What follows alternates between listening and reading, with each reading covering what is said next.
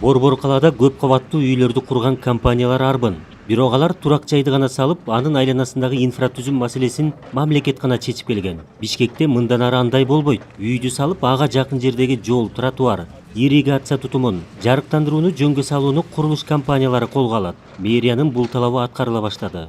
Асфальт жасай турган, жол жасай турган компаниянын өздөрү тапты. Биз ошолгону организовать этип бердик. Себеби бизден ушул жерде жашагандар бизге кайрылып атат. Мына биз ушундай үйдө жашайбыз, биздин жолубуз жок деп атат. А бизде бюджетте акчадагы ченемдүү, ограниченный. Биздин баардык строительный компаниялар, Бишкек шаарында куруп аткан курулушчулар ушуну колдош керек. Мен ойлойм, бул биринчи башталышы. Мындан кийин ушундай механизм көтөбүз.